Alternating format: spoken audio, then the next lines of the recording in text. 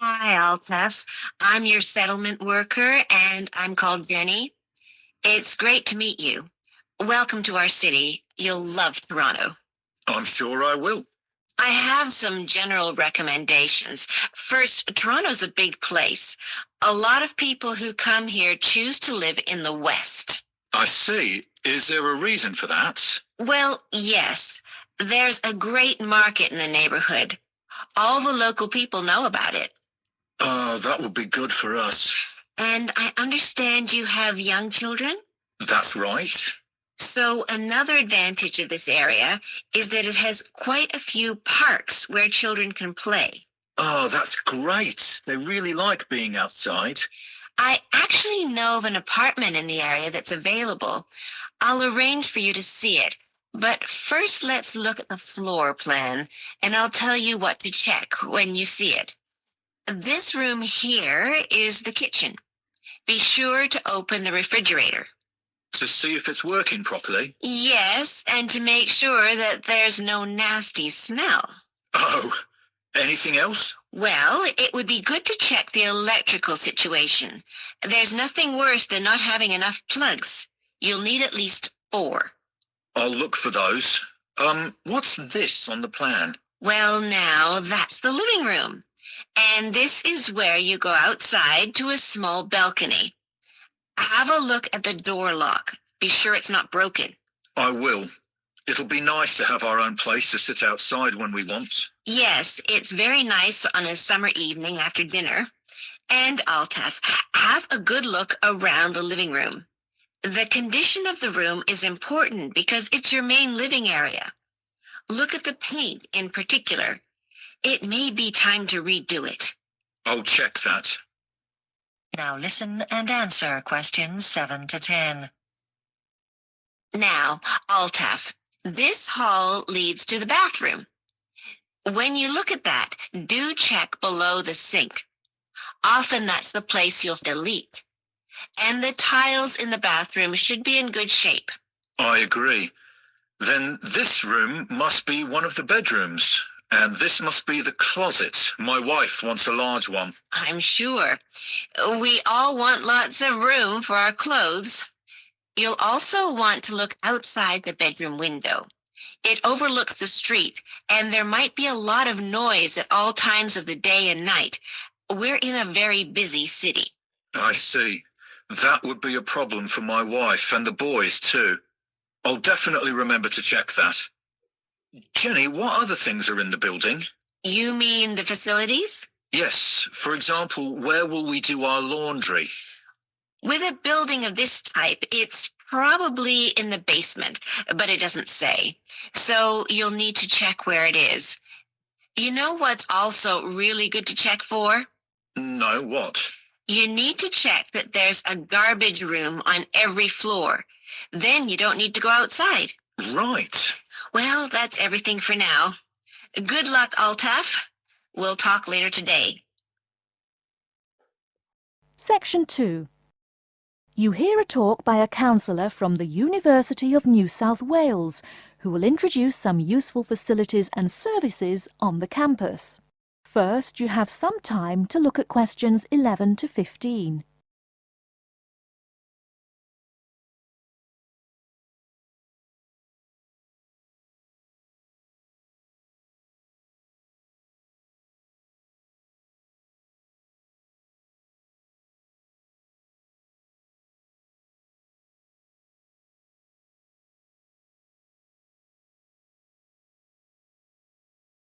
Now, listen carefully and answer questions 11 to 15.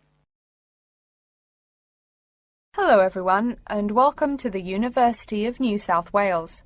The first thing I'd like to do at today's orientation session is get you all oriented. That means tell you the location of some useful facilities and services. So, first of all, take out the maps we gave you all as you came in the door. The map is the big yellow sheet of paper. As you can see on the map, north is at the top, south at the bottom, etc. Which way is north? Well, look through that window on my left, your right. See the rising sun? That would have to be east. So north must be directly behind me. Now, we're at the campus main gate. The recreational facilities are on my right hand, and its opposite is the student center. No questions? Good. Pretty easy, right? Okay. Did everyone eat breakfast at the student food service this morning? Was the food good? Yes, I am joking. I've eaten there too. So, after a meal like that, you must be eager to go to a doctor, right? Well, I have good news for you. The Student Health Center is located about half a kilometer straight north of here. Look on your maps. You see the street on the east side of this building, Ned Kelly Avenue? Just follow that about 500 meters, and the health center will be on your left at the third cross street. Now, I know you all just got here, so you must be wondering how to tell your folks you've arrived safely, how much you miss the dog, and how you already need more money. If you don't have an iPhone, you probably are wondering where to find a computer. Well, I have good news. If you go straight out of its door and walk down the garden street, you'll see the internet unit on your left side, just next to the gym. The hours are posted on the door, and the computers are free, but you must bring your student ID card with you. Like I tell everyone, if you need help with anything, you can probably find right here in the Student Center. Do you see the 4 buildings there between the Student Center and the library? Those are the dormitories. The men's dorms are the 2 on the south, the women's the 2 on the north. Okay, I'm sorry to have to tell you, but the university has been doing a lot of repairs and remodeling, and it's not all done yet. So there may be some small problems with your dorm rooms. Maybe the window doesn't open. Maybe an air conditioner is missing or does not work. If there are any problems, you can go to the complaint office, which is right beside the teaching building between the Parker Street and the Crammer Street. Just tell them your problem, and they should have it fixed by the time you graduate in 4 years. I'm joking, but please be patient. There are a lot of little things they need to take care of. Tired of the school food? No? Give it a week. Or maybe you just need a place to get coffee in the wee hours of the night during one of those marathon study sessions. Either way, you definitely have to check out the little cafe just past the women's dormitories. They've got free Wi-Fi, so a lot of students saddle up with coffee and a bagel for hours on end to get work done. Before you hear the rest of the talk, you have some time to look at questions 16 to 20.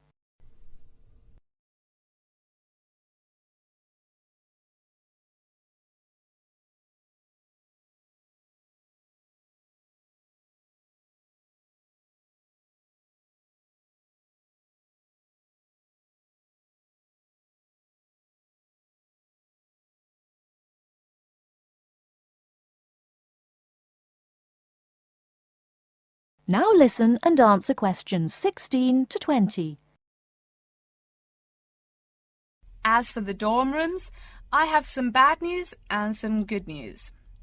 The bad news is the rooms are small and you'll probably be sharing space with at least 3 other students. The good news is that each room has its own bathroom. What's good about sharing a bathroom with 3 strangers? Good question. Okay, call it bad news and worse news. Hey, maybe try this for good news. Each dorm has a kitchen. If you want to make snacks or meals, you can do it there. You can buy food containers at any campus convenience store, so you can store your food in the kitchen. But a word of warning, you should definitely write your name on your food containers.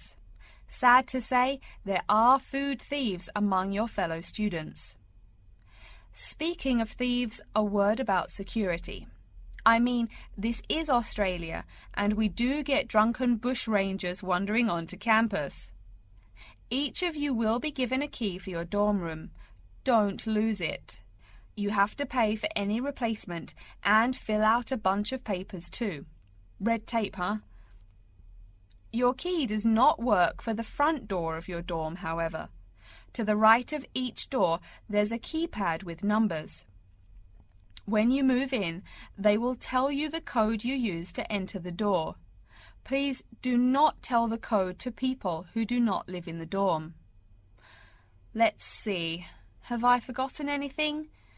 Oh yes, most of you are not rich, correct? So when your clothes get dirty, you can't just throw them away and buy new ones. That means you have to learn to do laundry. Or, men, that means you have to hurry up and get married. If you decide to wash those clothes and not get married, there are laundries in each dorm. Where? Oh, I almost forgot to tell you. The laundry for each dorm is in the basement. Some real good news this time if you're a student, it is free. You do have to buy your own soap, however.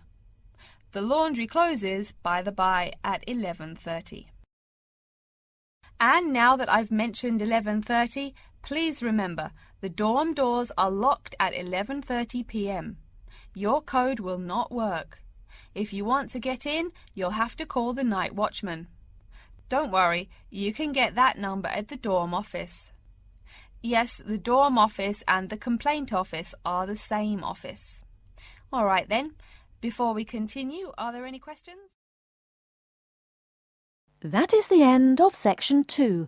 You now have half a minute to check your answers.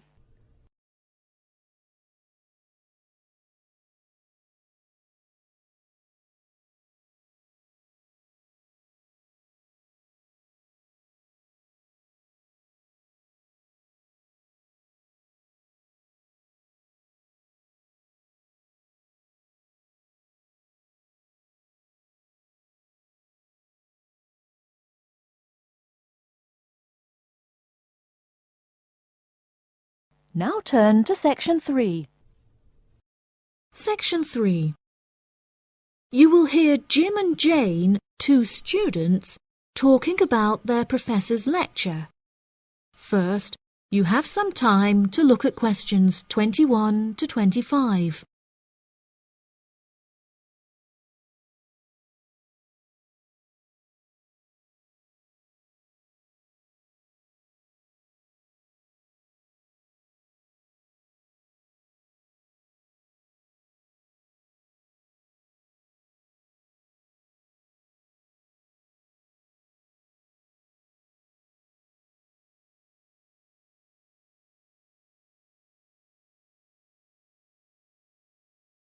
Now listen carefully and answer questions 21 to 25. Jane, what did you think of Professor Morgan's lecture? I don't know about you, but I find it incredibly difficult to believe that light influences the environment as much as he says. I've never seen any journal articles, websites or anything that verifies his arguments. It's stupid.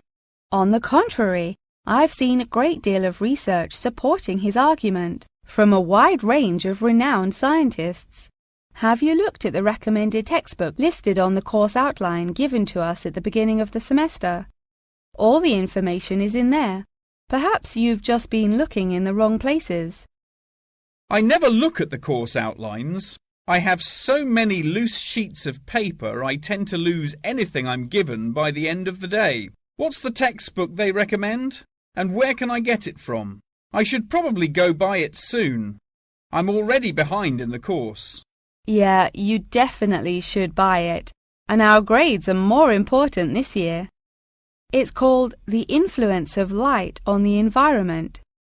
You should be able to find it in the bookshop on campus. If not, they'll order it within 2 weeks. In the meantime, you should read up on Ken Simpson's work. He argues that in order to protect natural habitats, governments should endeavour to turn off lights in cities at night. Well, that's controversial. I doubt any government would be willing to do that any time soon. I imagine roads would become quite dangerous without street lighting. For this issue, Dave Kepler suggests they could just replace the existing lights with more environmentally friendly bulbs. They could even install solar-powered lights. That way, roads will be more eco-friendly while maintaining safety. Although I guess they wouldn't be particularly effective in colder countries, especially during the winter. That's quite a good idea, actually. The price of solar power is supposed to be on par with electricity within the next few decades, and it was on the news this morning. I've also heard that, according to Sharon Gray, in countries with more sunlight, insect-eating animals tend to be smaller in size. Since there are fewer insects, and the remaining insects produced a smaller number of eggs. Yeah, I think I read somewhere that sunlight also has a negative effect on the quality of water, but I'm not sure I believe it. In many hot countries, particularly developing countries, there is a lot of water pollution caused by factories rather than sunlight. Nevertheless, Maria Jackson says that in direct sunlight, the surface of the water becomes more translucent. Therefore, it affects the amount of sunlight that aquatic insects can absorb. Not much research has been undertaken to prove Jackson's theory, but it seems to have been widely accepted anyway. I've never heard of that. I'll have to look it up on Google. The only other theory I've studied is Barbara Swallow's study on how declined insect population adversely affects the frog population. Not that I'm complaining. I hate insects, especially spiders. You have arachnophobia? I never would have guessed. Didn't your brother have a pet black widow spider? Yes, he did, and I hated it. It escaped from its cage once, and we never found it. I had nightmares for months. Before you hear the rest of the conversation, you have some time to look at questions 26 to 30.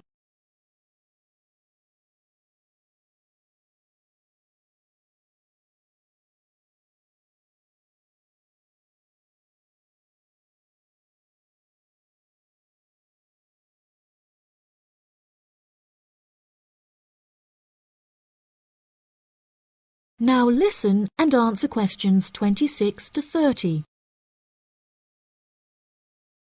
Okay, now I'm getting goosebumps. Let's change the subject. What's your stance on natural and artificial light? Honestly, I'm not sure it makes much difference which one you use. Species will die out either way. I think the real argument we should consider is global warming and protection or replacement of finite fuels. Solar power provides us with an incredible opportunity to replace electricity, and governments should definitely increase spending on research in this field. The theories discussed in our lectures, like Simpson's and Gray's, are so vague and lack proof, so I don't understand why we even study them. I see what you mean. I don't like learning unsupported theories for exams, and I'd rather spend my time learning something else. For example, I'd be much more interested in studying the animals in safari parks than researching migratory birds, particularly the effect of tourists on the quality of life of animals.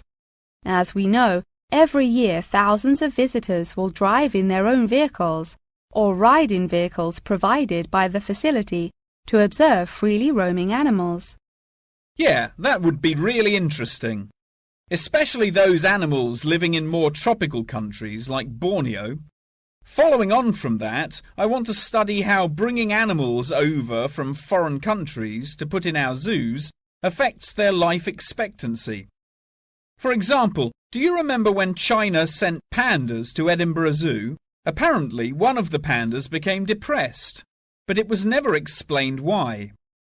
To me, obviously, you can't take an animal out of its natural habitat and put it in a cage on the other side of the world. It just doesn't work. That is the end of section 3. You now have half a minute to check your answers.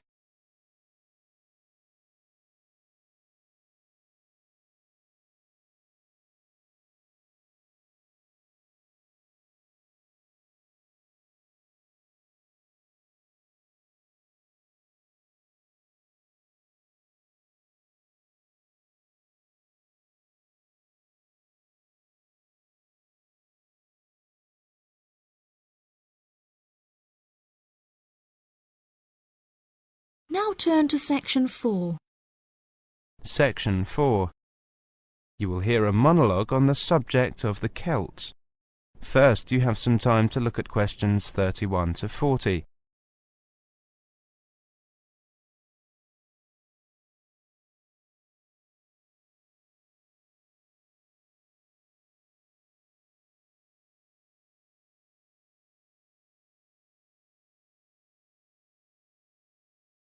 Now listen carefully and answer questions 31 to 40. Welcome to this introductory lecture on the Celts. Who were the Celts? The Celts were an Indo-European group, that is, related linguistically to the Greeks, the Germanic peoples, certain Italic groups and peoples of the Indian subcontinent. They arose in Central Europe at the beginning of the first millennium BC, and were an iron-using and horse-rearing peoples. By the end of the first millennium BC, their cultural group had spread up and down the Danube and Rhine, taking in Gaul, Ireland and Britain, across Central Europe into northern Italy and northern Spain. Their roaming across Europe led some of the Celtic tribes to sack Rome in 390 BC, creating a fear of the northern barbarians that was to haunt Romans for hundreds of years to come. The Celts are defined archaeologically by the type sites of Hallstatt and Latene, the former being taken to relate to an earlier phase of cultural development. Hallstatt, an ancient salt mining area, was excavated from 1876 onwards by the Viennese Academy of Sciences, and provided the first classification of the prehistoric Celts. In 1858, the waters of Lake Neuchâtel in Switzerland sunk to a low level, revealing a large prehistoric settlement with a huge number of surviving artifacts. The nearby town of Latene gave its name to the second phase of Celtic cultural development. However, please note that these phases overlap through time and are defined according to geographical area. Let's look at each of these, taking the Hallstatt first. Hallstatt culture is characterized in 4 stages. A and B were during the Late Bronze Age, from about 1200 to 700 BC. C was in the Early Iron Age, from about 700 to 600 BC. D was from about 600 to 475 BC. The Hallstatt culture spanned Central Europe, with its centre in the area around Hallstatt in central Austria. There were 2 distinct cultural zones, the eastern and the western. At the start of the period, long-distance trade was already well established in copper and tin, the basic requirements for manufacture of bronze. From about 700 BC, trade in iron also became established. The Hallstatt area also already controlled the trade in salt, crucial when there were few other means to preserve food. Control of these 2 crucial trade goods, iron and salt, provided the basis for the accumulation of wealth and influence. From 800 BC, some burials of rich people can be identified in Central Europe, with grave goods such as wheeled wagons and iron swords. Hallstatt C saw the construction of fortified hilltop settlements to the north of the Alps. These had burial mounds holding very high-quality goods, such as vehicles and expensive imported treasures. By the time of the Hallstatt D period, these increasingly extravagant burial mounds were clustered around a few major hill forts to the southwest of the region. This suggests a development and a concentration of wealth and social power, possibly based on the development of Massilia, present-day Marseille, as a Greek trading port. The expansion of luxury trade brought greater opportunities for profit and helped to create an increasingly stratified society, with the development of a wealthy nobility.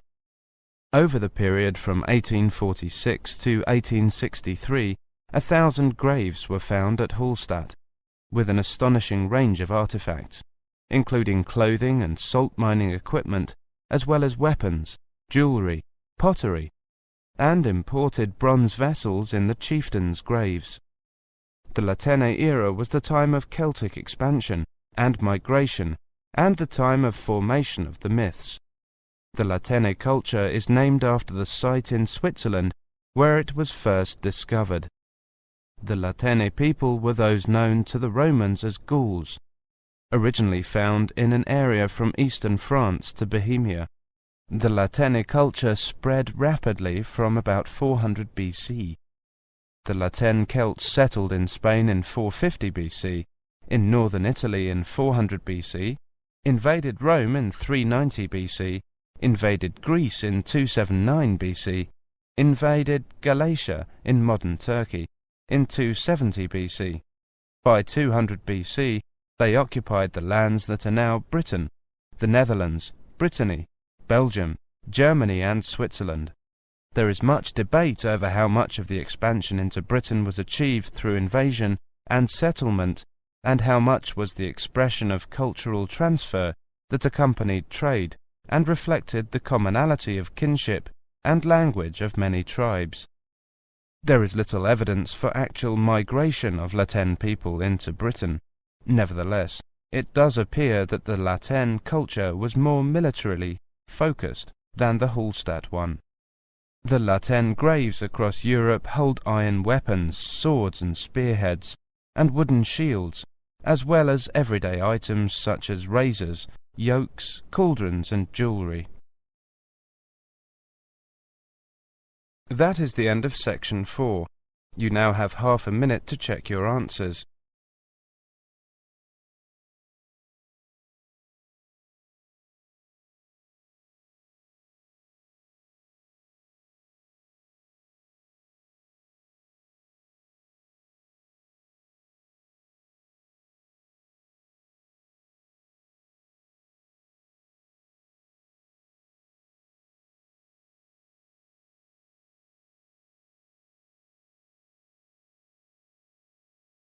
That is the end of the listening test. In the IELTS test, you would now have 10 minutes to transfer your answers to the listening answer sheet.